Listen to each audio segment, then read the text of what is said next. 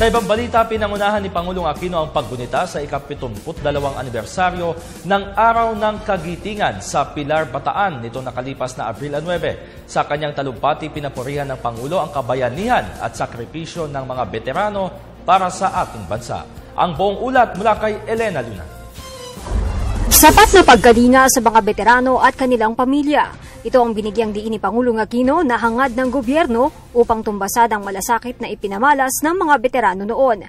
Sa idinaos sa paggunita sa Araw ng Kagitingan sa Bataan, ibinalita ni Pangulong Aquino ang good news mula sa Pensioners Revalidation Program kung saan nabura na sa listahan ng mga pensioners ang hindi tunay na mga veterano. Dahil sa pagsisigurong tunay na kabilang sa listahan ang bawat pangalan ng ating surviving pensioners, sa pagpasok ng taong ito ay tuluyan ng naipatigil ang pagbibigay benepisyo sa 22,534 na accounts, habang 14,616 na accounts naman ang nasuspinde. Ang naibalik ang pension remittances na nagkakahalaga ng 396.61 million pesos.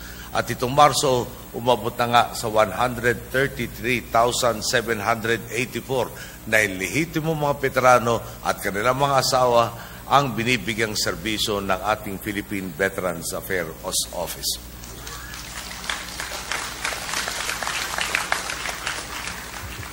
Tinitiyak natin sa mga karapat dapat lamang mapupunta ang bawat pisong inilalaan natin mula sa kaban ng bayan. Bahagi rin ng paggalingan ng gobyerno sa mga veterano ang pagbibigay ng educational benefits sa kanilang dependents. Mahigit 2,000 ang pinag-aaral ng PIVAW na katumbas ng 36,000 pesos kada taon bawat scholar.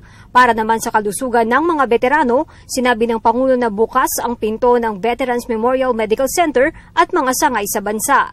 Para sa taong 2013, nga lang po, umabot sa 7 milyong piso ang halaga ng serbisyong medikal na nailaan para sa 1,072 mga veterano.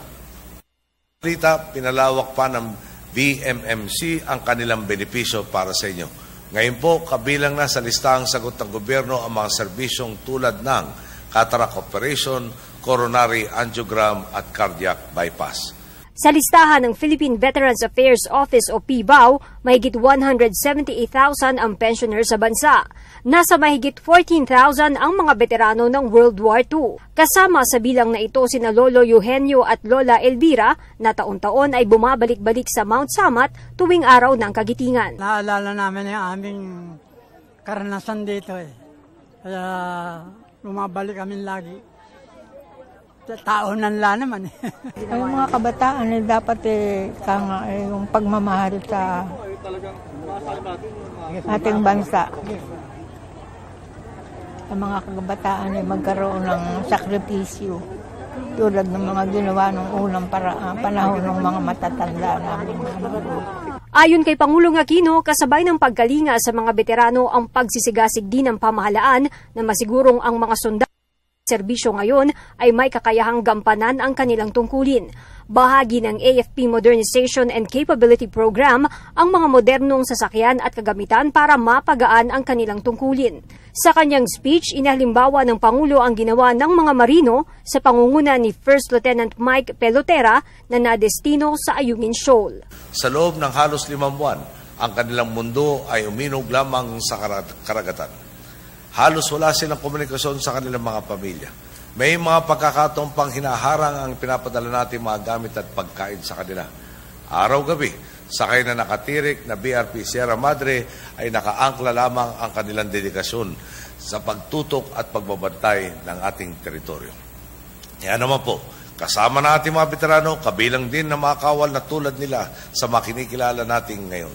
Saludo po ang sambayanang Pilipino sa inyo. Para sa Telebisyon ng Bayan, Elena Luna, Pilar, Bataan.